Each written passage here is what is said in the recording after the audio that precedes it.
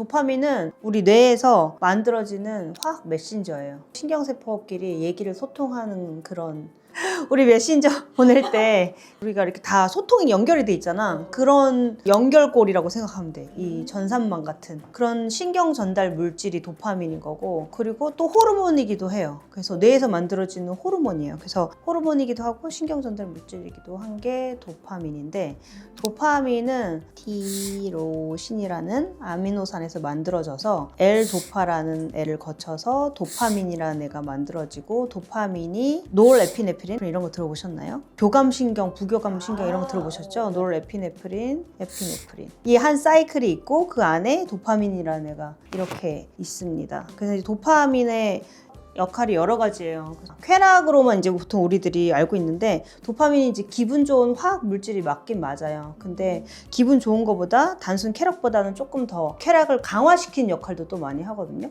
그래서 기분 좋았던 그 기억을 뇌가 반복하고 기억하고 더 강화시키는 거가 이제 도파민의 역할이 있고, 도파민이 없을 때랑 도파민이 너무 강할 때의 질병들을 생각하면 도파민의 역할들을 알 수 있어. 도파민이 너무 적으면 생기는 게 파킨슨병, 그리고 또 생기는 게 ADHD.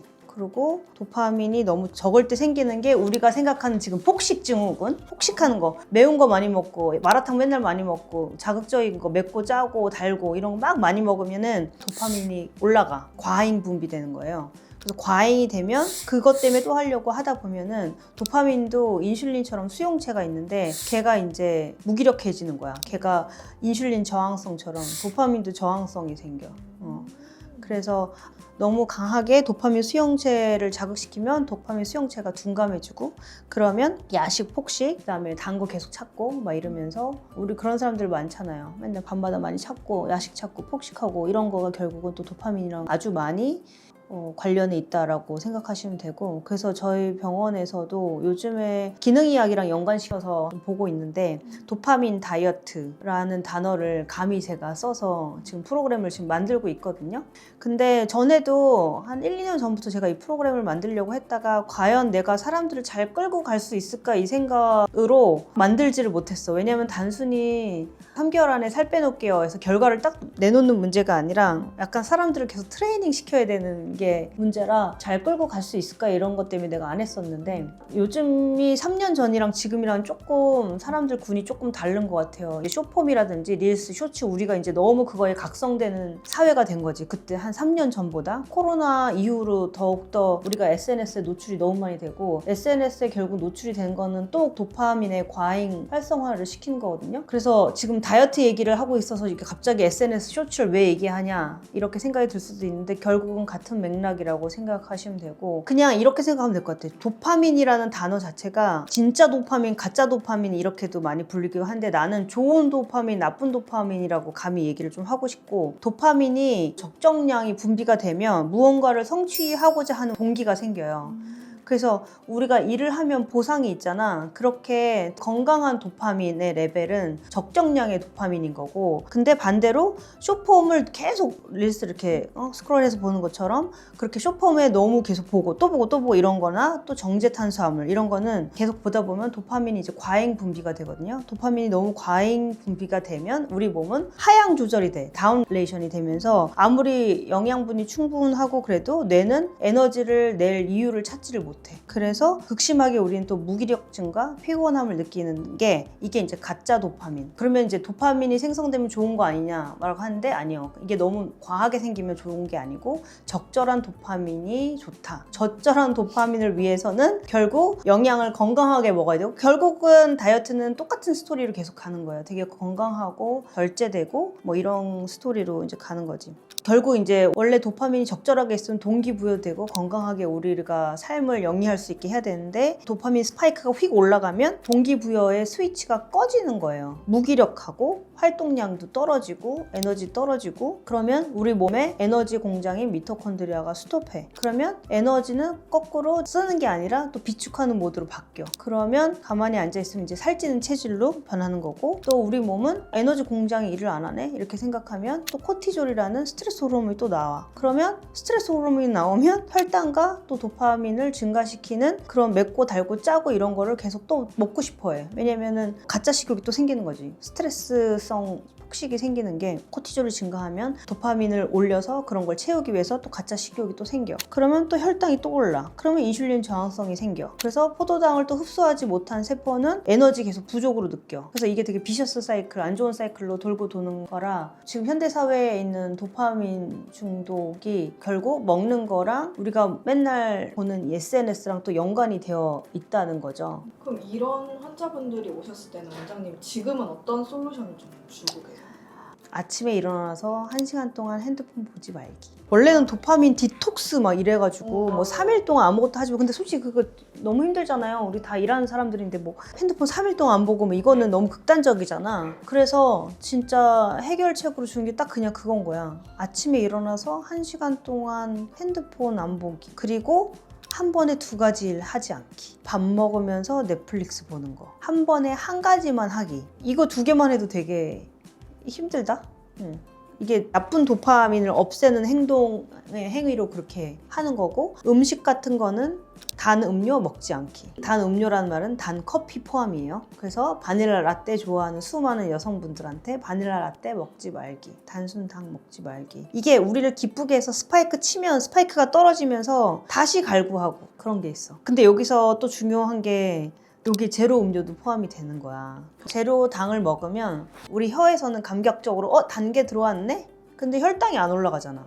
그게 그 시스템이 망가지는 거죠. 그래서 더욱더 단맛을 더 땡기게 해요. 제로 음료를 먹으면 더 단맛을 갈구하는 몸으로 바뀐단 말이야. 그래서 제로 자체가 몸에 안 좋고 그런 것도 뭐 혈당 올리는 거 빼고는 혈관을 뭐 찐덕찐덕하게 만들고 뭐 그런 스토리들을 나중에 제로펀에서 얘기하겠지만, 어쨌든 제로 음료도 똑같이 도파민 스파이크를 올리는데 좀 도움이 되는 애라 그것도 좀 컨트롤했으면 좋겠고. 그럼 나는 뭘 마시고 사냐? 그러면 뭐 아메리카노나 물이나 탄산수 그 정도까지는 괜찮을 것 같고, 그럼 또 좋은 도파민을 만들려면 또 어떻게 해야 되냐라고 했을 때 도파민을 만드는 재료들이 있어요. 아까 여기 얘기했던 것처럼 이제 티로신을 만드는 식단 같은 거가 있거든요. 그래서 도파민을 회복할 때는 아까 1번 기상 후 1시간 동안 스마트폰 하지 말기, 그리고 2번 멀티태스킹 하지 말기, 그리고 혈당 안정화를 시키기 위해서 이제 미토콘드리아를 보호하기 위해서 혈당 안정화를 시켜야 되는데, 그렇게 하려면 액상 과당을 절대 차단하기,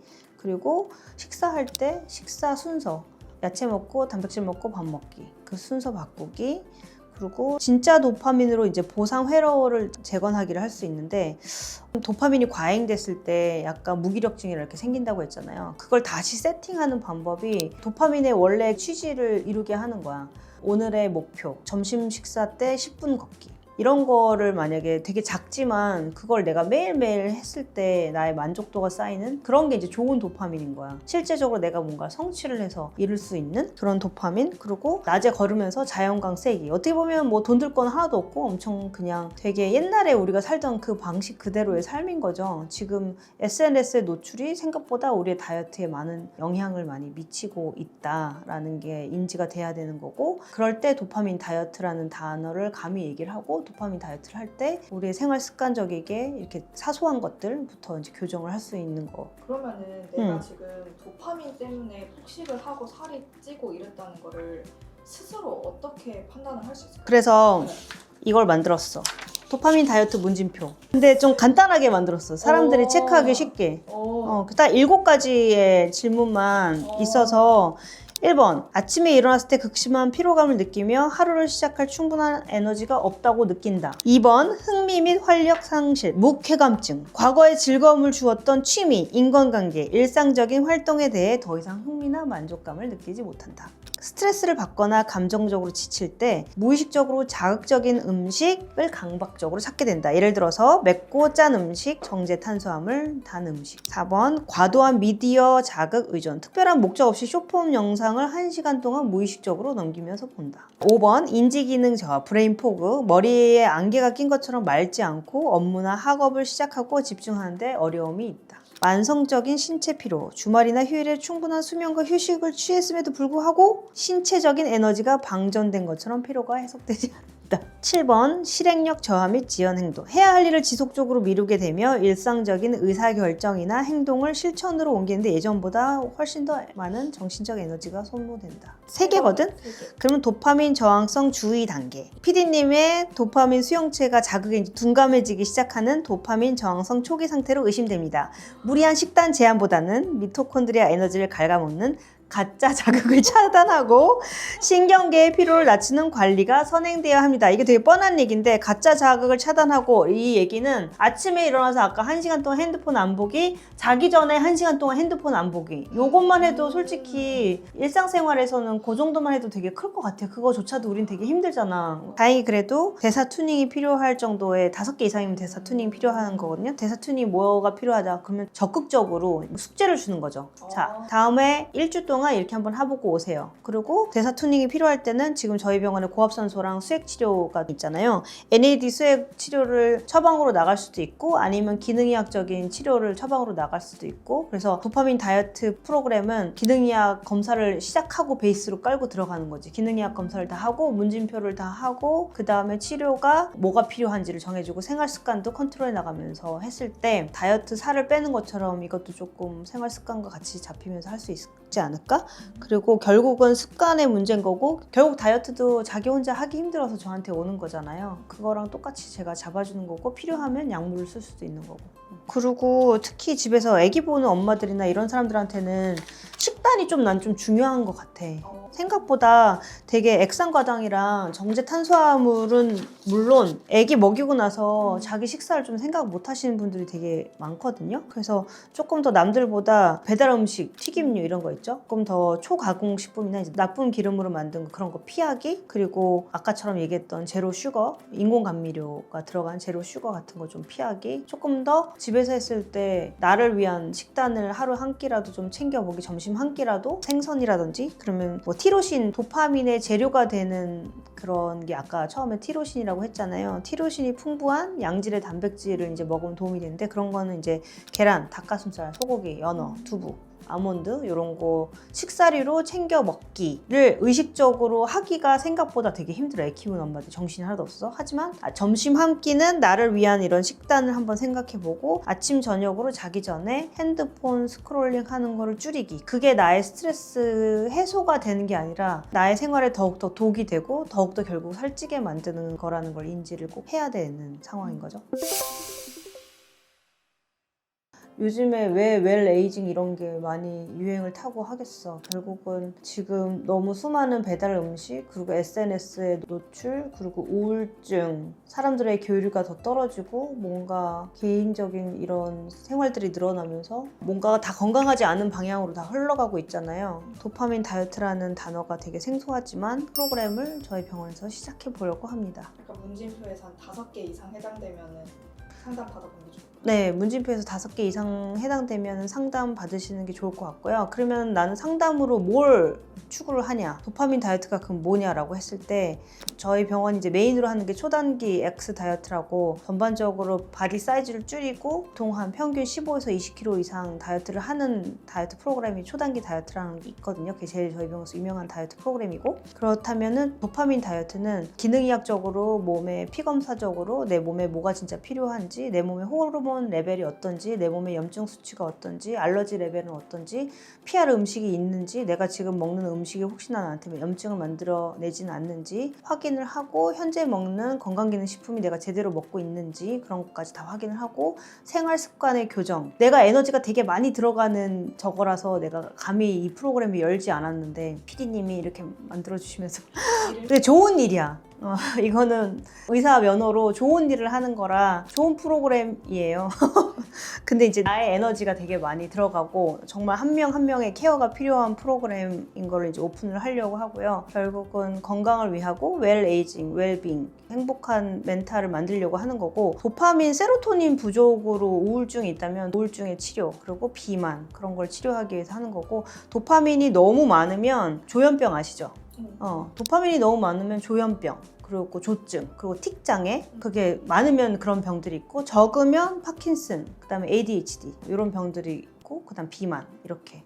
그래서 도파민이 너무 적어도 안 되고 너무 많아도 안 되고 이 중간을 레벨을 유지해야 우리가 정신적인 건강한 멘탈을 유지하면서 영위할 수 있다라고 했을 때 그런 초단기 X 다이어트가 다이어트 습관을 마련하는 거였다면 도파민 다이어트는 건강한 생활 습관, 건강한 나의 몸을 위한 웰빙 습관을 만드는 걸 잡아준다고 생각하시면 되고 한 3개월, 이것도 한 최소 3개월 정도의 프로그램으로 아마 들어갈 것 같아요. 근데 도파민은 부족했을 때도 문제라고 하셨잖아요. 부족했을 때 채워주는 영양제 이런 거 좀. 있죠. 영양제는 최고급 엔진 오일일 뿐 차를 굴러가게 하는 연료가 될 수 없습니다. 하지만 굳이 영양제를 챙기려면 티로신, 아까 그 재료가 되는 애 있잖아요. L티로신이 들어간 영양제를 드시면 도파민을 생성에 조금 도움이 되는 건데 이것도 잘 보고 해야 되는 거야. 도파민이 내가 낮은 사람인가 높은 사람인가를 판단을 잘 해서 채워줘야 되는 건지 떨어뜨려야 되는 건지 습관을 교정을 해든지 그거를 파악을 하고 들어가야 되는 거라 그냥 나는 도파민 부족일 거야 라고 생각하고 그냥 먹기만 하면 안 될 것 같아요. 그리고 또 도파민을 만들기 위해서는 단순히 그냥 티로신만 있는 게 아니라 이 중간에 역할을 하는 애들이 많잖아요. 그때 이제 비타민 B군이랑 마그네슘도 또 역할을 하고 그리고 오메가3 제가 집에서 맨날 챙겨 먹는 게 하나 있거든. 그래서 오메가3 그것도 이제 뇌 염증을 좀 많이 낮추는 데 도움이 돼서 도파민을 위해서 영양제를 챙긴다. 그럼 티로신, 마그네슘, 비타민 B군 그리고 오메가3 이렇게 생각할 수 있을 것 같아요. 이건 부족한 경우에 응. 과잉일 경우에 먹는 영양제도 낮춰주는.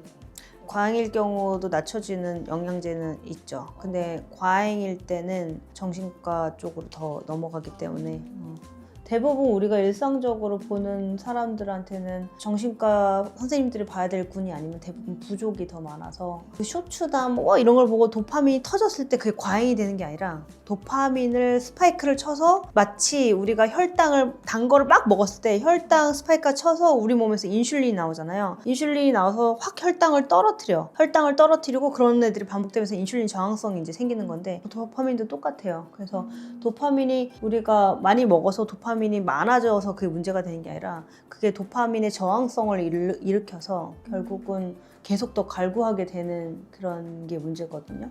그래서 도파민 부족이 대부분 있는 거지. 어려운 개념이야. 진짜 어렵네요. 네, 당연히 다이어트랑은 연관이 있다. 간단하게 이렇게 비유하면 좀 좋을 것 같아. 떡볶이의 제일 매운맛을 우리가 맨날 먹다가 그 다음에 보통 떡볶이를 먹으면 자극이 없잖아. 그게 약간 도파민 저항성이 생겼다고 생각하면 돼. 입의 자극처럼 똑같이 매운 걸 먹고 자극적인 걸 먹었을 때 나한테 그 만족감이 있었잖아. 어느 순간 그냥 밍밍한 걸 먹으면 자극이 없잖아요. 그런 거가 이제 도파민 저항성이 생긴 거고 남자친구도 좀 나쁜 남자들 만나면 재밌고 좋잖아. 근데 착한 남자 만나면 밍밍하고 재미없잖아요. 나쁜 남자 만나다가 착한 남자 만나면 뭐지? 좀 재미없네 이렇게 느끼는 것처럼 하지만 우리는 밍밍한 남자랑 만나야 행복한 결혼 생활을 할 수 있다 이것처럼 우리 몸도 똑같은 거지. 그렇게 계속 자극적인 걸 찾고 그런 게 아니라 다시 원점으로 돌아가는 연습을 하는 거가 좀 도파민 다이어트고 결국은 궁극적으로 그게 다이어트 하는 데도 도움이 되는데 조금 더 기능의학적으로 건강한 다이어트 방법이라고 생각하시면 될 것 같아요.